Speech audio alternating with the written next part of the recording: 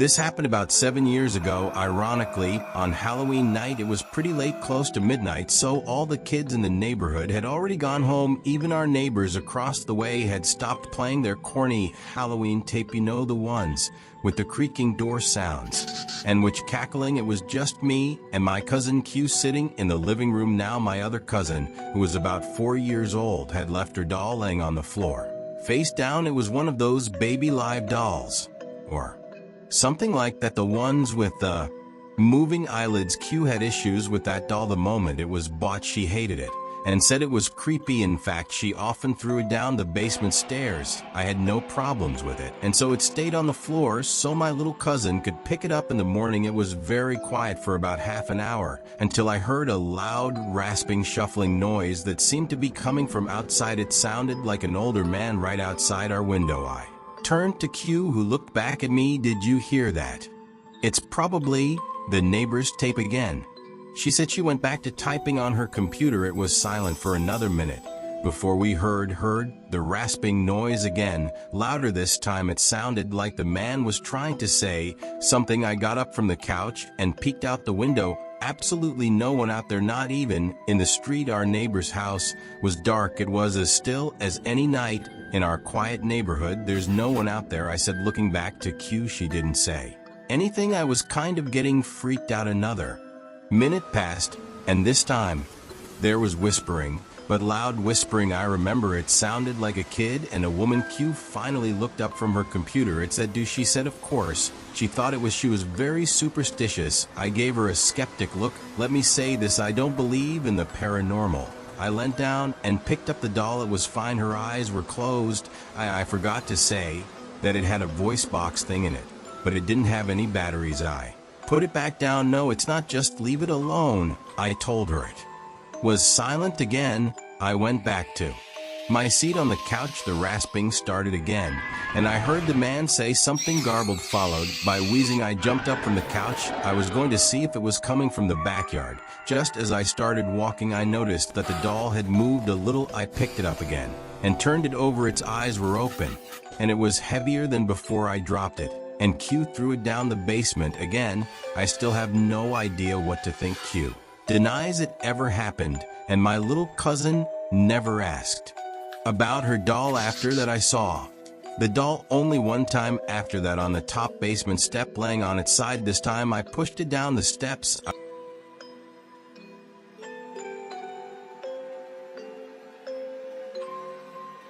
I was up late reading on a cold night. My bedroom is on the first floor, and I live alone in a relatively quiet and wooded area. For that reason, a lot of my windows didn't have any blinds, since it wasn't as if people driving by were able to look into my house. Plus, I like waking up to the sunlight shining in my bedroom. But this one night made me regret never getting blinds in the bedroom. After finally shutting my reading lamp to get some sh, I had a good 2 minutes of silence before I heard the sound of something hitting the window. It sounded like a single tap from a person's fist. I was facing away from the window and didn't want to turn around. I was used to hearing things like tree branches brush up against the walls and windows, but I distinctly recognized the sound to be a fist hitting glass. The thought that somebody might be outside my window watching me frightened me. The fact that somebody would walk all the way onto my property to my bedroom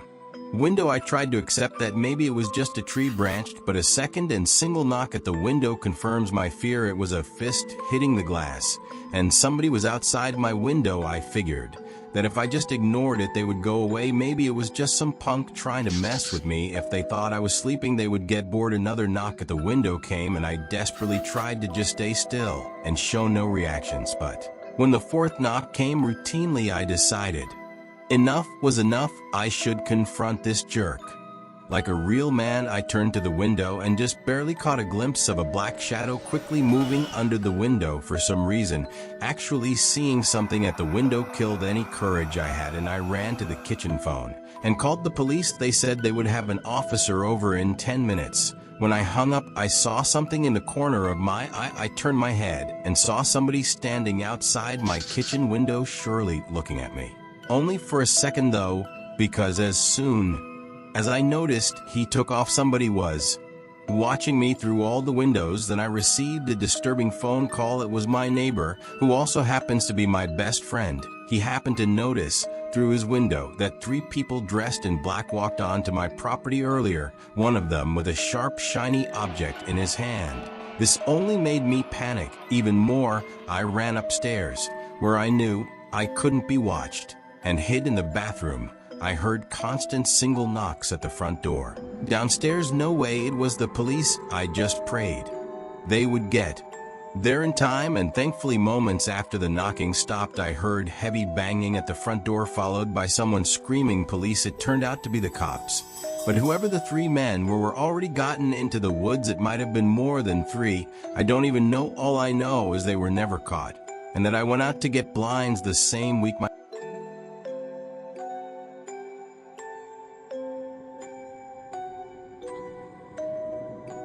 parents are divorced, and I was living with my dad. I'm an only child, so the only time I was around kids my own age was when I was out making friends with kids on the block. There was this one kid that lived on the corner of my block. His name was Tom. I met him while riding my bike. He strangely invited me over to shoot some hoops with him. So I did. He was a lot older than me. I was 12 and he was 16. I found out after hanging out with him a lot that he was an only child as well, and that he also lived with his dad. At first I found him very relatable. I gave him my phone number, and he would call to hang out. Sometimes he would come over and play video games, but then he started getting weird. He would call nonstop. If I didn't answer, he would begin to leave annoyed messages. He would call 5 or 6 times before coming over and ringing the bell. If my dad wasn't home, I usually didn't answer it.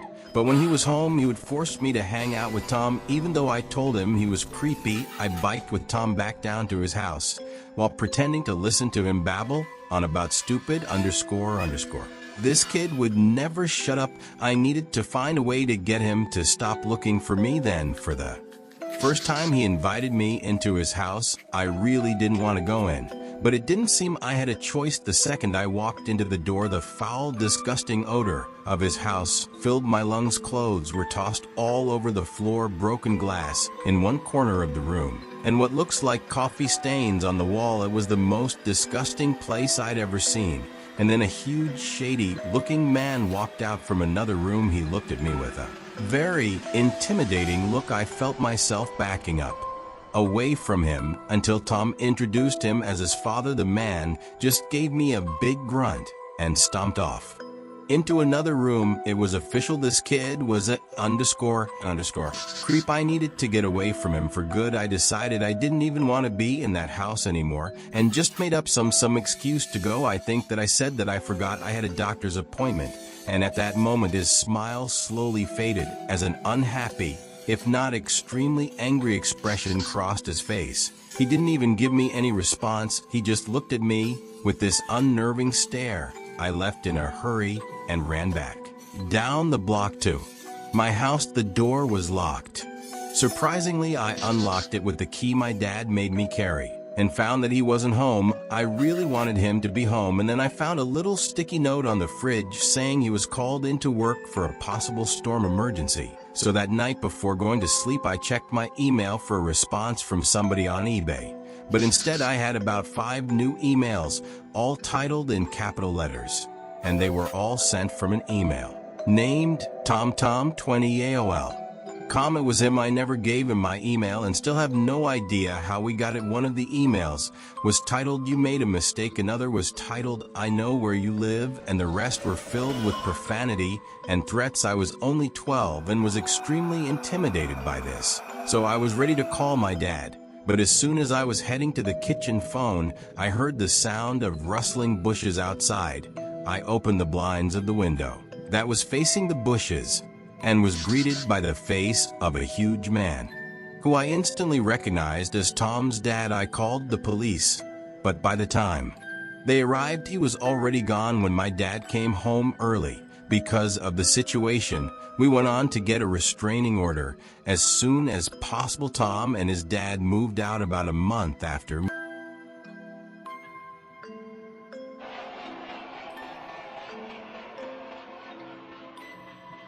that I moved into a house that my aunt and uncle had been renting out for several years. After they built a new place, I spent a few months alone before a buddy from work. If I was looking for a roommate, I thought about it for a few days and ended up allowing him to move in. It was a 2-bedroom place with a den and office.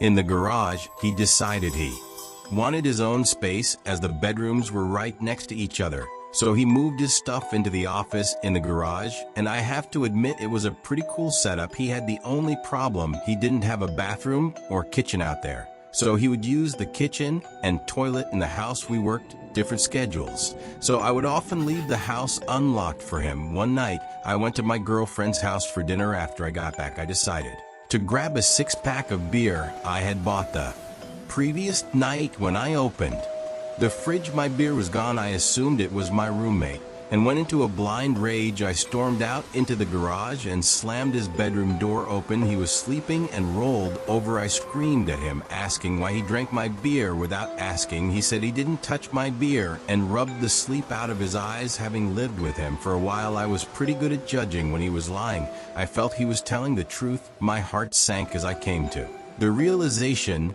that somebody had stolen our beer from the fridge and whatever else. We went back into the house and made sure everything was in its place. The TV was there, all the furniture. It wasn't until I went into my bedroom and realized my $22,000 laptop was gone that we began to panic. My buddy called the cops, and we searched high and low for the beer and laptop, thinking I might have misplaced them. We soon gave up and began to search the yard for whoever had done this. We didn't live alone in this house, though. There was a room that had been built on several years after the house was built. My aunt's dying mother spent her last couple of years living there, as it was easy for my aunt and uncle to care for her during her sickness.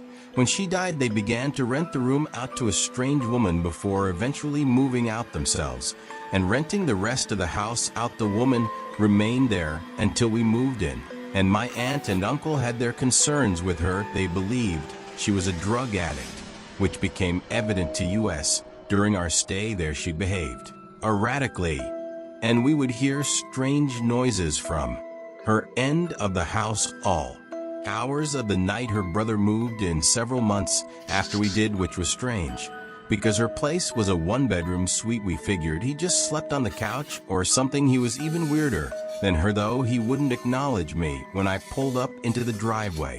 While he was sitting having a smoke, trying to make conversation with the guy was pointless. He basically just stared through your soul. One night, he even asked my roommate if he could score him drugs. That night, during our search for the burglar, we went out to the garage door only to find bare footprints in the snow. The footprints LED from their suite door to our garage door. We put 2 and 2 together and began banging on their door. We said we knew it was him and he better answer the door. Someone inside lifted the curtain and made eye contact with me, which to this day still gives me chills. The cops showed up and took down all our information. They scattered the house and found nothing and no one. We showed them the footprints and explained that the people living in the suite were drug addicts. We gave the officers their names. They ran the names in their cruiser and came back to inform us that the man had a warrant in another province and was convicted of breaking and entering several years back. The cops knocked on their door for several minutes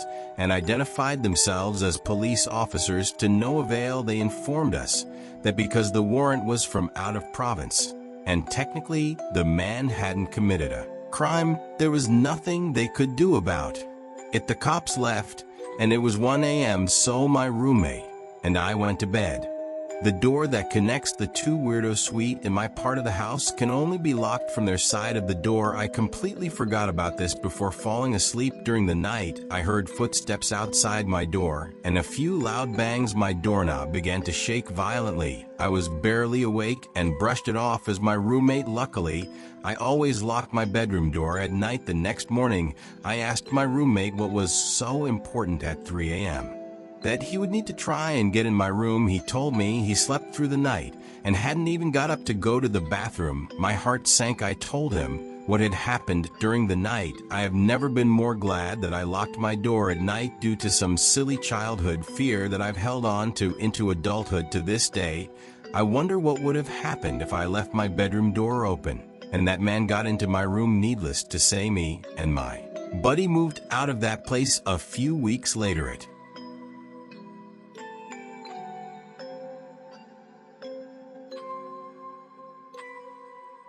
happened on my friend's 21st birthday. We were throwing him a big party filled with alcohol. There were a lot of people I didn't know there. It was just chaotic in the house. There were probably 100 people. But even in all the chaos, I noticed one shady character that stood out. There was an older man sitting in the corner of the room, just kind of watching everybody drinking and dancing. I didn't think much about it at first, assuming it was someone's dad or uncle or something. But as the night died down, and more than half of the guests had already left, the man was still there by himself in the corner. At that point, I asked one of my friends who that guy was, and he said he had no idea. We decided to wait until most of the guests had left, figuring maybe he would too. And when the last of the guests were gone, we went back into the living room, and surely enough, he was gone. I felt relieved immediately, even though it wasn't even my house. That man just seemed so out of place, and it was downright creepy. Me and a couple of other friends slept over that night. I slept on the couch in the den. Falling asleep was easy, with all the alcohol running through my veins, but staying asleep was a problem. I woke up in the middle of the night feeling insanely thirsty and having to go to the bathroom. I first went to the bathroom since it was closer, and then went up to the kitchen and got a glass of water. When I went back down to the den and laid back down on the couch, I noticed that the sliding door to the coat closet across from the couch had been slightly slid open. It was too dark to see anything else, though, like anything inside of it. I felt a chill run down my spine as I remembered the creepy man sitting in the corner. The idea of that man hiding in the closet immediately popped into mind. I continued to lay still under the assumption that he was watching me through the open door of the closet. I began to plan my escape. I could jump over the other couch and land right next to the stairway upstairs to the living room, but I just had to gather up the courage to do it. Then I saw the closet door slide open a little more, and that's when I got the courage to run for it. I jumped over the couch and ran up the stairs. I could hear the closet door fully slide open and somebody running after me. I screamed at my friends who were on the couches to wake up. All three of my friends that were in the living room woke up and looked at me as if I were crazy. I knew that we now outnumbered him 4-1, so I looked to the stairs and waited. But he never came up. My friends demanded an explanation, so I told them that the creepy man from earlier was hiding in the coat closet, and he almost chased me up the stairs. Just then, we heard the back door from down in the den open up, and we all looked at each other. We called the cops, but the man was never found. He simply left through the back door. When I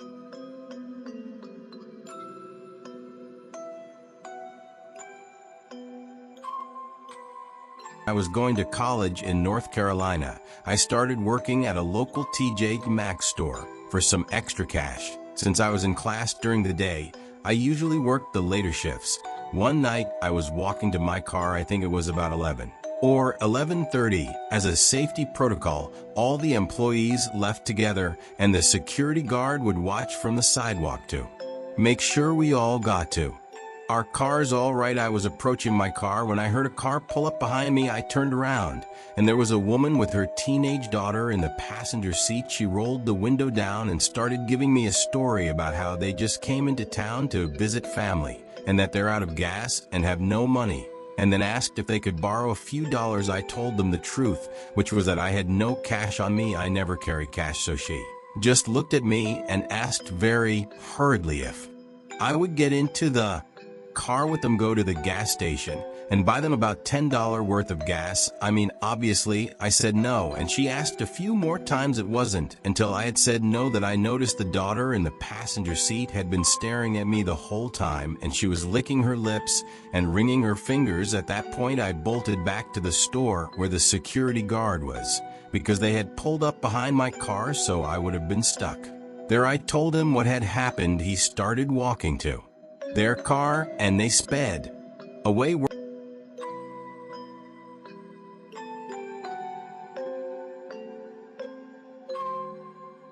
Working the night shift always sucked. I work in an office building and would constantly do the night shift. Since it was the only time it would work out for me, I was just about always the only person on the floor I worked on. Possibly in the whole building, there would always be a kind of eerie feeling to being in such a big building with most of the lights out and absolutely no one around.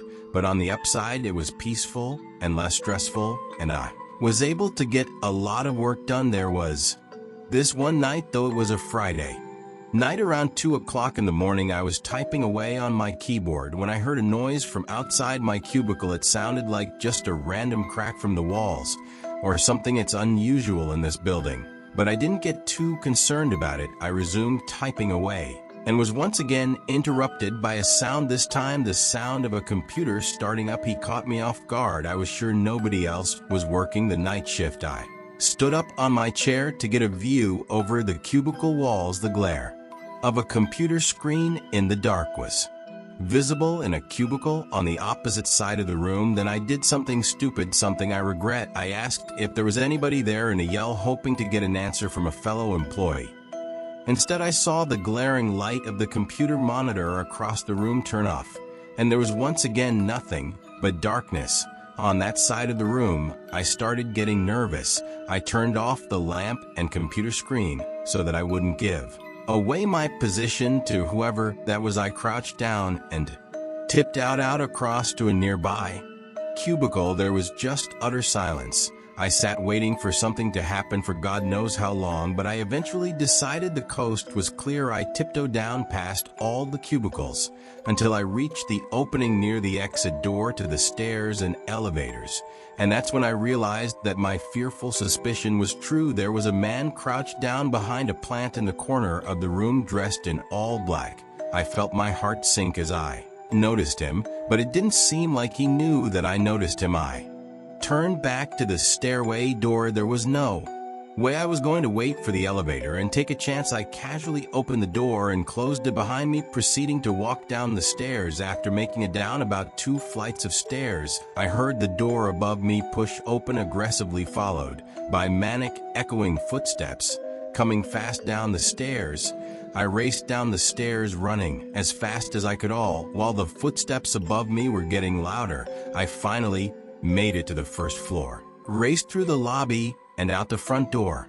Whoever was in there didn't follow me. I immediately called the cops along with one of my bosses. My boss said no one was scheduled to work except for me. The cops scanned the place from top to bottom. There was no one in there. I couldn't help them out with any description other than he was wearing all black. I did continue to do the night shift for about a week after that, with my boss allowing me to lock all possible entrances to the floor, including the elevators. But I still wasn't comfortable with it, so ever since I've been doing the day shifts. It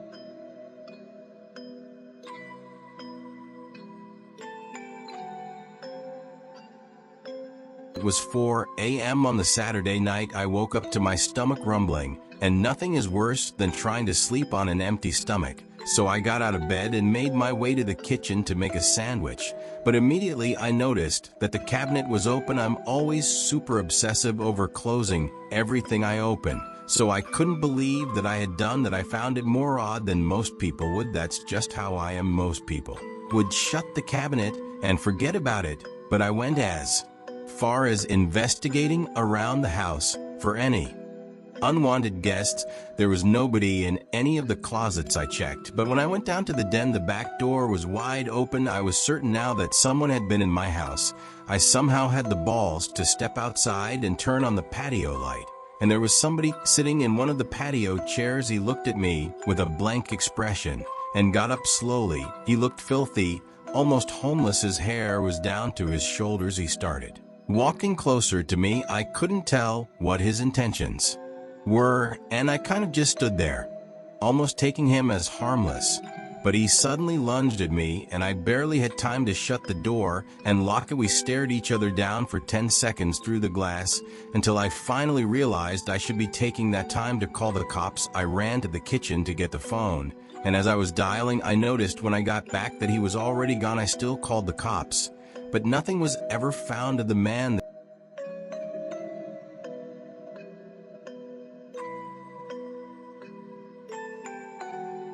This is a very weird story that took place a few months ago. I still live in the same house this happened, and I have an electrical outlet under my bed that I use to charge my phone with. I leave my phone up on the ledge above my bed every night, usually using it as an alarm. However, something strange started happening on a Monday night in February. I woke up to my alarm clock blasting, only it was still dark out. I looked at my actual alarm clock sitting on my desk. It was 4 in the morning. I wasn't sure if I'd accidentally set a new alarm. The alarm was titled down. I unset it and went back to sleep, not overthinking it. The next night I woke up again to the sound of my phone's alarm clock blasting. I saw that the time was 3 in the morning and the alarm clock title was set to beneath. No way had I set that alarm I would remember something like it. I figured my brother was playing a joke on me somehow. The next morning I told my dad to tell him to stop messing with my alarm clock, that it's interrupting my actual sleep on school nights. But he swore on his life that he had never touched it, and I kind of believed him. That night I put a password on my phone and wrote it on a sticky note just for safekeeping. I hid the sticky note on the wall behind my bed and made sure no extra alarms were set. The only one was set for 8 a.m. I fell asleep, but once again I woke up to the blasting alarm clock in total darkness too. And the alarm was titled. I was a little freaked out now. Something was really wrong with my phone. I was sure someone was hacking into it. The next day, I left it off for the whole day in hopes that whoever was messing with it would forget about it. And that night, I used my actual alarm clock on my desk as an alarm. Instead, I set it to 8 a.m. and went to sleep, but when I woke up, there was once again no sunlight. My alarm clock was off, so I couldn't see the time. It was my phone. It had been moved to the ledge. But the alarm clock sound wasn't the usual Marima. It was some kind of distorted screaming, applause sound. I turned off the alarm, which was titled that it was 1 in the morning. I was laying there clueless, not knowing what to think. My phone was at 10%, so I reached down under my bed to try and find the charger that's plugged into the wall. It was missing.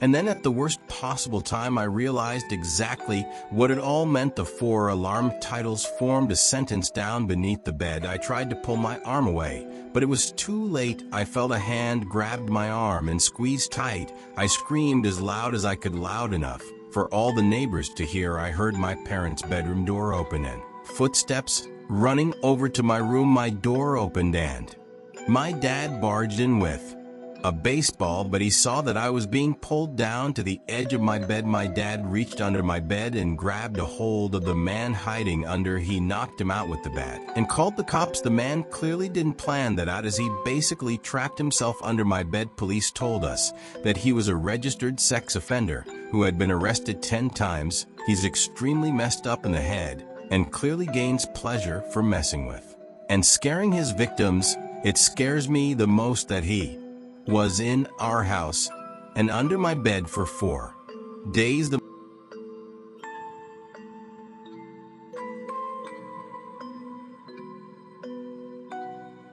most horrifying experience that ever happened to me didn't even directly happen to me. I have a friend that I'll call Ty. We would hang out or at least text every day. But there was this one day that he didn't respond to any of my texts or calls. I went over to his house, which was a block away, to see if he was all right. I knocked and rang, but he didn't answer, which was weird because his car was there. I got the feeling he wanted to be left alone. But late that night, I got a FaceTime request from an unknown number. I cautiously answered it.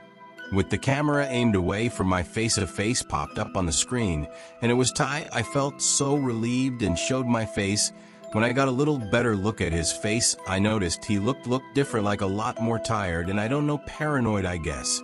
And he was also in an unfamiliar room. I asked him where he was, and why he wasn't answering, to which he responded that he was fine, and he was at home. I asked him whose phone he was using, and he just took a long pause before answering. He just blankly stared at the camera until finally answering that he was using his uncle's phone. That was really weird, but before I could question him further, he all of a sudden demands that I lend him $10,000 and that he'll pay me back. I can't help but laugh at this until I see that he's serious, more than just serious, his facial expression filled with what looked like worry. I asked him why the hell he needed so much money, and there was once again a huge pause with him just staring into the camera. He finally says he has to go, and with that the call ended. It was probably one of the weirdest and most unnerving experiences of my life. I had never seen him act so weird. Something was clearly wrong with him, but it was late and I figured I would just go over to his house tomorrow and talk with him the next day. First thing in the morning, I went straight over to his house and rang the doorbell about 10 times. He didn't answer. I eventually gave it up as a lost, because if he wanted to act sketchy, that was his problem. But late that night, around the same time, I received another FaceTime call from another unknown number. I answered it, and it was again Ty, but this time he looked like __. His hair was a mess. He had a cut on his forehead. He had bags under his eyes. I didn't understand what the hell was wrong with him. He wouldn't tell me anything. He just kept demanding $10,000 to be paid to some random address, to which I kept telling him no. And then he said something that still haunts me. He said in a shaky, nervous voice, "Come on, don't point a gun at my back." It hit me like a bullet as he said this, accompanied with an ever so slightly twitch of his left eye, to which I interpreted as a wink. But then the call ended abruptly, and I can only imagine what was going to happen to him. By some miracle, I remembered the address and sent the cops there right away. It was an old abandoned house on a basically deserted block miles away from my house.